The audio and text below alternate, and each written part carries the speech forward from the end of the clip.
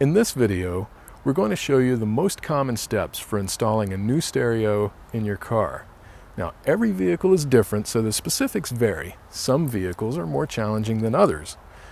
But all you really need is the Crutchfield Master Sheet. That's a set of step-by-step instructions specific to your vehicle. We'll walk you through the process of taking out the old stuff and putting in the new stuff. And with our database of over 15,000 vehicles, chances are we have a master sheet for your car. Now, we also, of course, will need the installation hardware, a mounting kit, a wiring harness to go along with that. Now, the first step for installing your stereo can be done before you even come out to the car, and that's connecting the two harnesses. You have the harness that connects to your car and the harness that connects to the stereo. This comes with a stereo. This is the extra thing that you get from us. You have to connect these two things together, so then it's just a matter of plugging in the stereo. As you can see, they're color-coded, so it's really not that hard a task, but just to be safe, you'll want to refer to the wiring diagrams for each piece, just to make sure you're attaching apples to apples. There are several ways to connect all these wires. Crimping them is easy and fast, but soldering creates a more permanent and secure connection.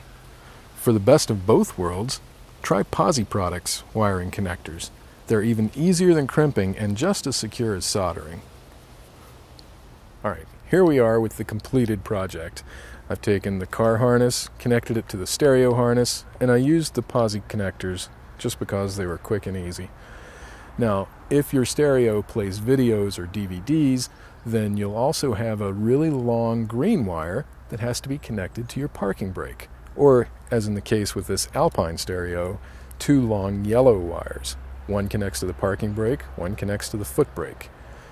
Before you start disassembling the dash, make sure you disconnect your car's negative battery terminal.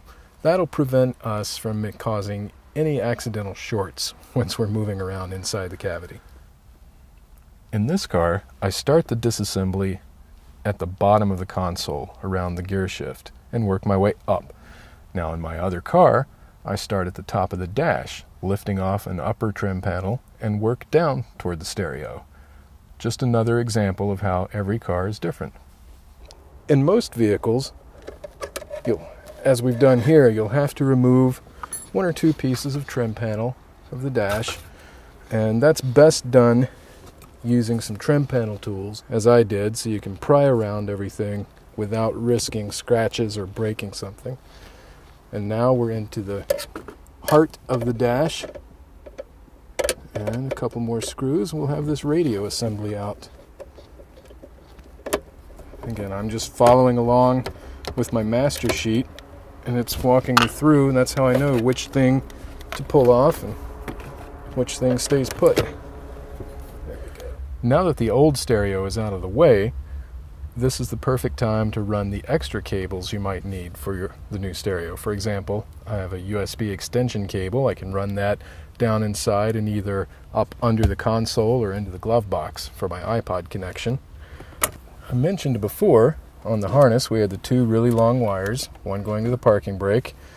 I've taken the mid-console apart here. That was actually a lot easier than I thought it would be.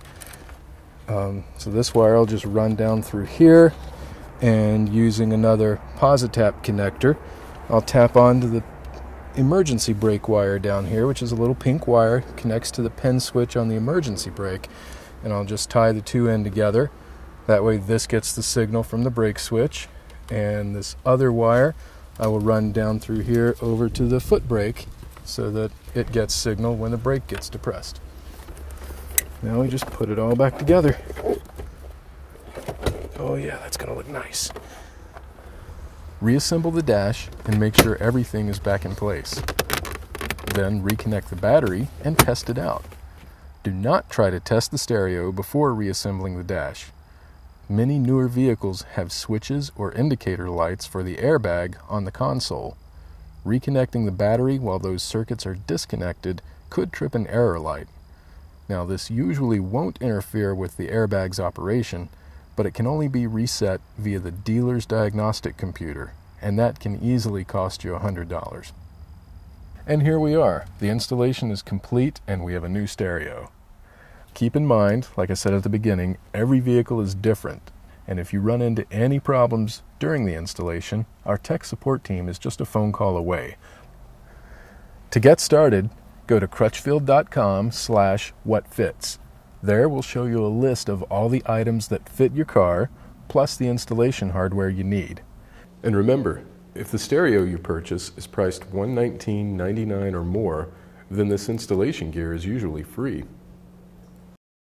If you have any questions, you can also contact our advisors via phone, chat, or email.